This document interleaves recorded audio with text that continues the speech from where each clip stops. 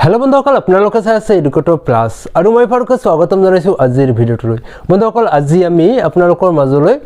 মেনচুৰেচনৰ দ্বিতীয় পাৰ্ট আগবঢ়াম। প্ৰথম পাৰ্টলৈ ভিডিঅ'টো চাই যাব। ইয়াৰ আগত মেনচুৰেচনৰ ওপৰত আমি প্ৰথম এটা ভিডিঅ' আগবঢ়াইছিলো। যদি ভিডিঅ'টো চোৱা নাই ডেসক্ৰিপচনত লিংক দিয়া আছে, তাতে গৈ আপোনালোকে চাই ল'ব পাৰে। তো যিকিনে হওক আমি দ্বিতীয় পাৰ্টত আজি আলোচনা কৰিবলৈ যাম মেনচুৰেচন। তো আহক ভিডিঅ'টো ষ্টাৰ্ট কৰি দিওঁ। তো এবাৰ চাওক আমি মেনচুৰেচনত আমি সৰ্বপ্ৰথমে লম আজি আয়তক্ষেত্ৰ। আয়তক্ষেত্ৰ কি আপোনালোকে সকলোৱে জানে। আয়তক্ষেত্ৰ এটা হল চতুৰ্ভুজ। আয়তক্ষেত্ৰটো হল এটা চতুৰ্ভুজ। আয়তক্ষেত্ৰৰ ডেফিনেশ্যন আপোনালোকে নিশ্চয় জানে। আয়তক্ষেত্ৰৰ বিপৰীত বাহুবিলাক সমান আৰু সমান্তৰাল হয় আৰু প্ৰতিটো কোণৰ মাপ হয় 90 ডিগ্ৰী। মনত ৰাখিব আয়তক্ষেত্ৰৰ বিপৰীত বাহুযোৰ সদায় সমান আৰু সমান্তৰাল হয়। তাৰ মানে এই বাহু আৰু এই বাহুৰ মাপ সমান আৰু সমান্তৰাল। এই বাহু আৰু এই বাহুৰ মাপ সমান হ'ব আৰু সমান্তৰাল হ'ব। তেতিয়াহ'লে এনেকুৱা এটা আকৃতি কোৱা হ'ব আয়তক্ষেত্ৰ। তো আয়তক্ষেত্ৰৰ এবাৰ আমি কালি উলিয়াম আৰু পৰিসীমা উলিয়াম। আমি যেনেকৈ ত্ৰিভুজৰ ক্ষেত্ৰত পাইছিলো তিনিটা বাহুৰ যোগফল হল মানে পৰিসীমা, ঠিক তেনেদৰে আয়তক্ষেত্ৰৰ ক্ষেত্ৰতো আমি কি পাম, চাৰিটা বাহু আছে। ইয়াত চাৰিটা বাহুৰ যোগফলক কোৱা হ'ব আয়তক্ষেত্ৰটোৰ মানে পৰিসীমা। তো যিকিনে হওক ইয়াৰ পৰিসীমাটো আমি উলিয়াম এতিয়া। সাপোজ এইটো যদি এ হয় তেনেহ'লে এইটোৰ সমান এইটো হ'ব এ, এইটো বি ধৰিলে আমি এইটো বি, অৰ্থাৎ দুয়োটা সমান। অৰ্থাৎ এইটো কম আমি দিক আৰু এইটো কম প্ৰস্থ, দিক আৰু প্ৰস্থ। তো এইটোৰ যেতিয়া আমি কি ইয়াৰ পৰিসীমা উলিয়াম, ইয়াতে চাব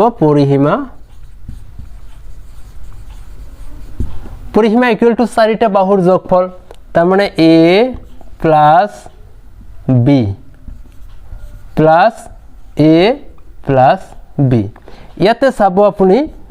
এ কেইটা আহিছে, দুটা, তাৰমানে দুটা এ, তাৰ লগত বি আহিছে দুটা বি। এবাৰ আমি দুটা মিলি দুই কমন ল'ম। দুই কমন ল'লে এইফালে থাকিব এ,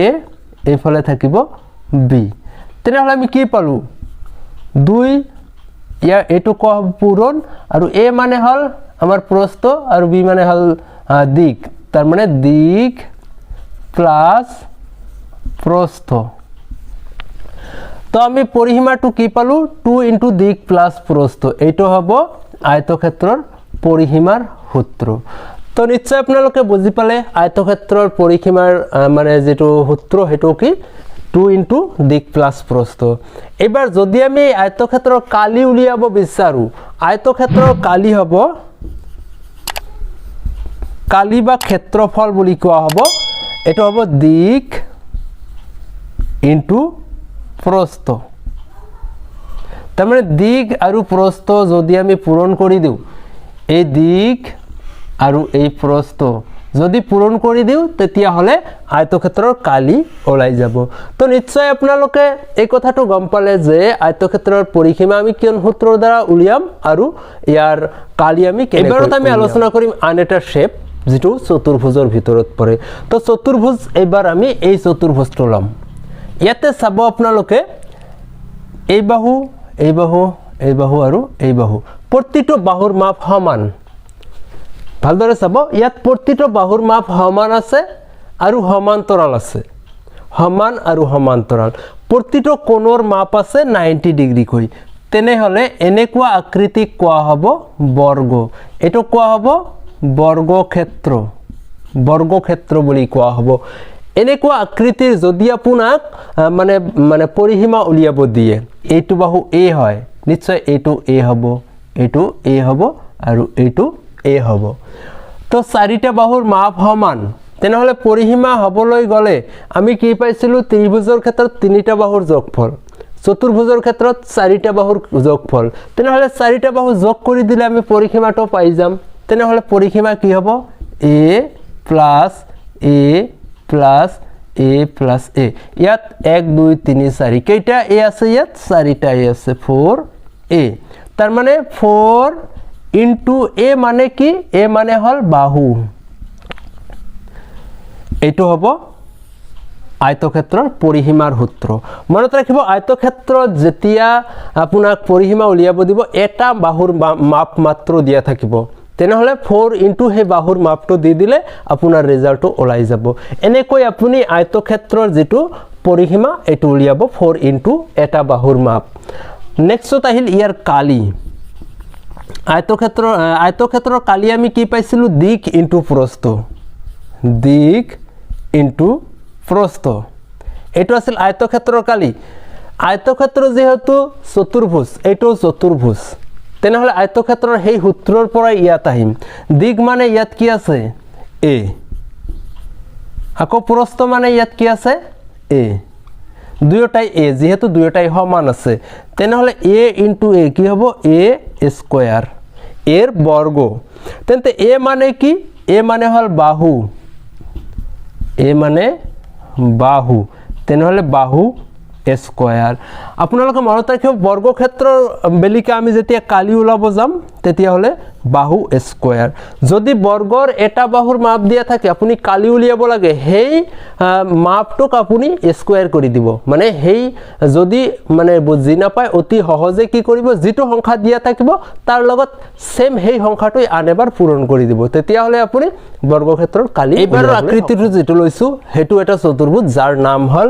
সমান্তৰিক এটোৰ নাম কি সমান্তৰিক তেনেহলে আপোনালোকে চাব সমান্তৰিক আৰু আয়তক্ষেত্ৰৰ মাজত এটা মিল আছে হে মিলটো কি আয়তক্ষেত্ৰৰ বেলিকা আমি পাইছিলো বিপৰীত বাহুবিলাক সমান আৰু সমান্তৰাল ইয়াতো বিপৰীত বাহু মানে এটো আৰু এটো সমান আৰু সমান্তৰাল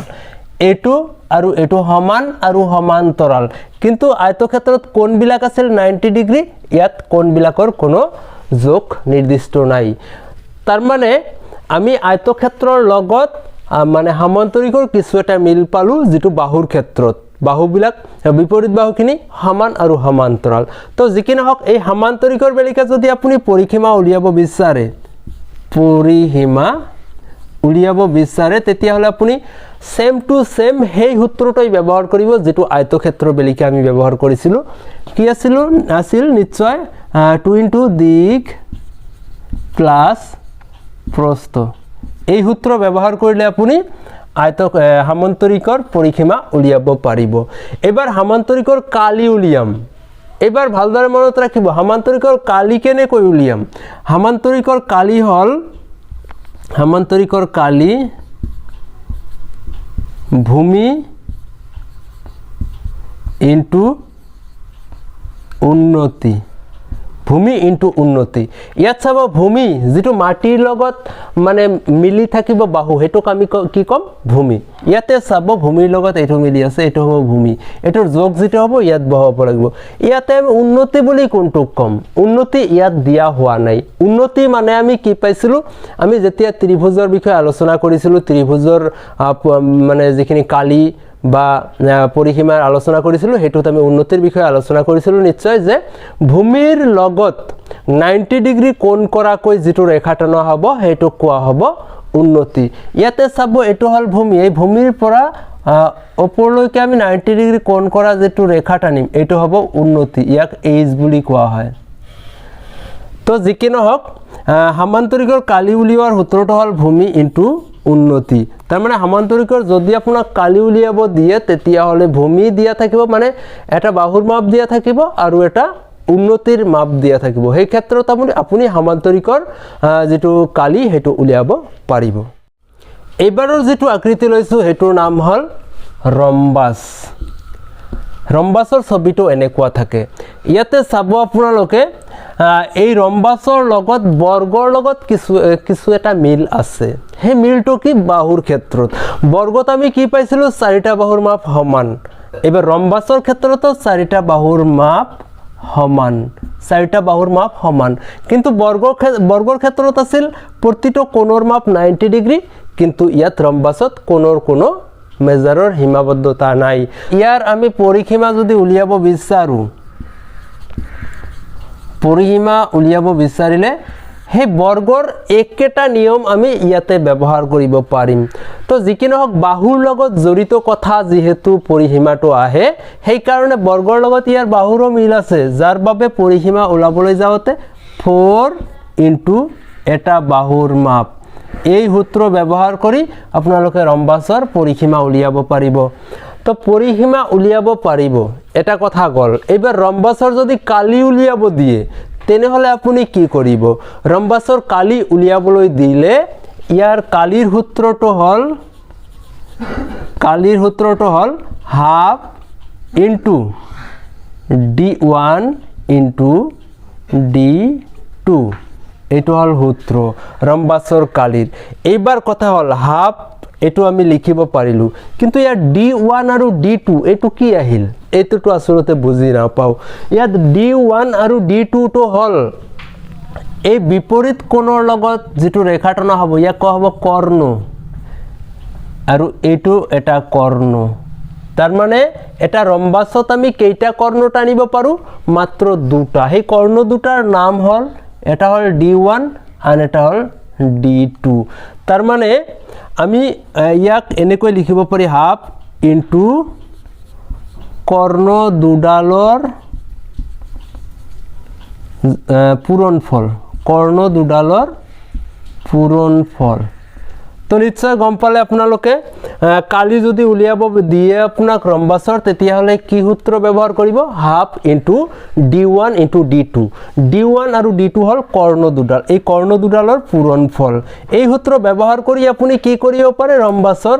কালি উলিয়াব পাৰে ইয়াতকৈ যদি আপোনাক দিয়া হয় ৰম্বাছৰ এটা বাহুৰ মাপ দিয়া আছে আৰু উন্নতি দিয়া আছে যদি উন্নতি দিয়া আছে তেনেহলে বাহুৰ মাপৰ লগত আপুনি উন্নতিটো পূৰণ কৰি দিলে কালিটো বাহিৰ হৈ যাব যদি উন্নতি দিয়া না থাকে কৰ্ণৰ মাপ দিয়া থাকে তেতিয়া হলে আপুনি এই সূত্ৰটো ব্যৱহাৰ কৰিব পাৰিব তো মনত ৰাখিব আপুনি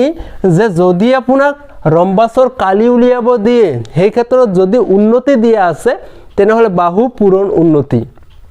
এটা সূত্ৰ গল আৰু যদি উন্নতি দিয়া নাই কৰ্ণৰ মাপ দিয়া আছে তেতিয়া হলে আপুনি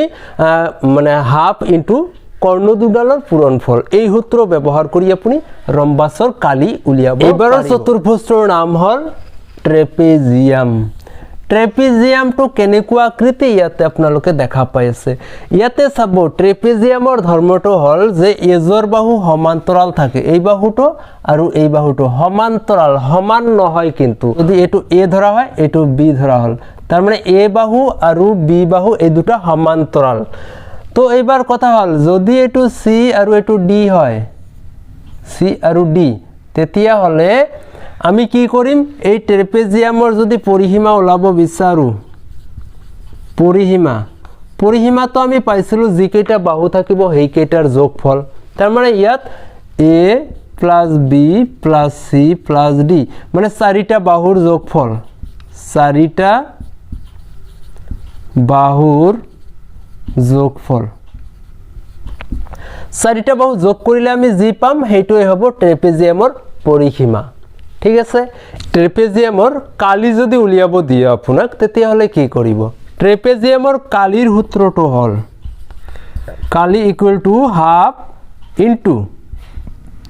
a প্লাস b ইনটু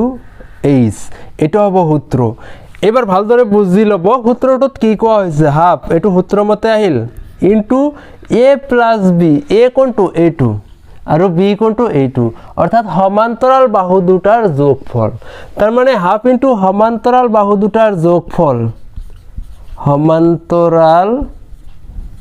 বাহু দুটাৰ যোগফল ঠিক আছে প্ৰথমতে হাফ আহিল তাৰ লগত ইনটু কৰি কি কৰিব বন্ধনীৰ ভিতৰত দুটা সমান্তৰাল বাহু থাকিব সেই দুটাৰ যোগফল মানে a আৰু b ৰ যোগফল ইয়াৰ লগত আহিল h মানে হল হাইট অৰ্থাৎ উন্নতি তো ইয়াতে আপুনি এটা উন্নতিৰ মাপ পাই যাব উন্নতি মানে ভূমিৰ লগত 90 ডিগ্ৰী কোণ কৰাকৈ যেটো ৰেখা থাকিব তাকে উন্নতি বুলি কোৱা হ'ব এটো হ'ব h তো যিকি নহওক এবাৰ ইয়াত আহিল উন্নতি এটো হল ট্ৰেপেজিয়ামৰ কালিৰ সূত্ৰ হাফ ইনটু সমান্তৰাল বাহু দুটাৰ যোগফল তাৰ লগত উন্নতি এই সূত্ৰটো ব্যৱহাৰ কৰি আপুনি ট্ৰেপেজিয়ামৰ কালি এবাৰৰ যেটো আকৃতি লোৱা হল তাৰ নাম হল বৃত্ত তো বৃত্ত আপোনালোক সকলোৱে চিনি পায় এনেকুৱা ৰাউন্ড যাৰ কেন্দ্ৰবিন্দু আছে তো তো কেন্দ্ৰবিন্দু থাকিব লাগিব আৰু কেন্দ্ৰবিন্দুৰ পৰা প্ৰতিটো মানে বাউণ্ডাৰীৰ পৰা দূৰত্বটো সমান হ'ব লাগিব তেনেকুৱা আকৃতি কোৱা হ'ব এটা বৃত্ত তো যিকি নহওক এই বৃত্তৰ আমি কালি উলিয়াম আৰু পৰিসীমা উলিয়াম বৃত্তৰ পৰিসীমাৰ আন এটা নাম হ'ল পৰিধি বৃত্তৰ পৰিসীমা হ'ল পৰিসীমা বা পৰিধি 2 পাই r 2 পাই r এটো হ'ব সূত্র পরিসীমার সূত্র এইবার কথা হল ইয়ার 2 আছে পাই এই চিহ্নটোৰ নাম হল পাই এই পাইৰ মান হল 22/7 মনত ৰাখিব পাইৰ মান পাই এটা চিহ্ন যেটোৰ মান হল 22/7 এটো পাইৰ মান মনত ৰাখিব r টো হল ব্যাসাৰ্ধ ব্যাসাৰ্ধ মানে হল r এইবাৰ কথা হল আপুনি যদি বৃত্তৰ পৰিসীমা উলিয়াব বিচাৰে সেই সময়ত আপোনাৰ প্ৰয়োজন কি প্ৰয়োজনটো হল r মানে ব্যাসাৰ্ধ যদি বৃত্তৰ পৰিধি মানে ব্যাসাৰ্ধ দিয়া থাকে তেতিয়া হলে আপুনি পৰিসীমা উলাব পাৰিব এইবাৰ কথা হল যদি আপোনাক ব্যাসাৰ্ধ মানে কেন্দ্ৰবিন্দুৰ পৰা ইয়ালৈকে ইয়াৰ নাম হ'ব r মানে ব্যাসাৰ্ধ আৰু যদি এটো সম্পূৰ্ণ হয় তেনেহলে এটো হ'ব ব্যাস ব্যাস মানে সম্পূৰ্ণটো কোৱা হ'ব d ৰে বুজোৱা হয় d মানে হল এই r ৰ 2 গুণ অৰ্থাৎ d = 2r আৰু r = হ'ব d/2 মনত ৰাখিব যে ব্যাসাৰ্ধ হল r আৰু পাইৰ মান হল 22/7 আৰু ইয়াত আছে 2 এইখিনি তথ্য আপুনি জানিলে বৃত্তৰ পৰিসীমা উলিয়াব পাৰিব এবাৰ বৃত্তৰ কালিৰ কথা আলোচনা কৰিম বৃত্তৰ কালি হল পাই r স্কয়াৰ তো পাইৰ মান তো আপুনি পালে 22/7 r মানে ব্যাসাৰ্ধ আৰু ব্যাসাৰ্ধটোৰ কি কৰিব আপুনি স্কয়াৰ কৰি দিব তেতিয়া হলে আপুনি বৃত্তৰ কালি পাই যাব তো এইবাৰ কথা যদি আপোনাক দিয়া হয় যে এটা বৃত্তৰ ব্যাস দিয়া আছে ব্যাসৰ মেজাৰটো দিয়া আছে তেতিয়া হলে আপুনি পৰিসীমা বা কালি উলিয়াব দিছে সেই সময়ত ব্যাসৰ পৰা অৰ্থাৎ d ৰ পৰা আপুনি এই সূত্ৰ ব্যৱহাৰ কৰিব নহলে এই সূত্ৰ ব্যৱহাৰ কৰি আপুনি r টো উলিয়াই লব যদি আপোনাৰ ব্যাস দিয়া আছে তেতিয়া হলে ব্যাসক 2 ৰে হৰণ কৰিলে আপুনি ব্যাসাৰ্ধ পাই যাব মানে r পাই যাব আৰু যদি আপোনাৰ r দিয়া আছে তেতিয়া হলে আপুনি ব্যাস উলিয়াব বিচাৰে তেনে হলে r ৰ লগত 2 কৰি দিলে আপোনাৰ ব্যাসটো আপুনি পাই যাব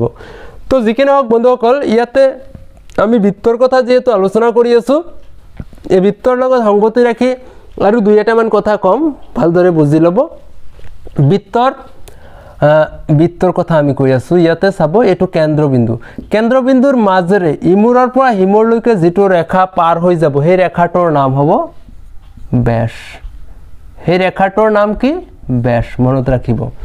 আৰু ইমূৰৰ পৰা হিমূৰলৈ যদি ৰেখা পাৰ হৈ যায় এনেকৈ গৈছে মানে যিকোনো সাইডেৰে যাব পাৰে কিন্তু কেন্দ্ৰৰ মাজেৰে যোৱা নাই তেনেকুৱা ৰেখাক কোৱা হ'ব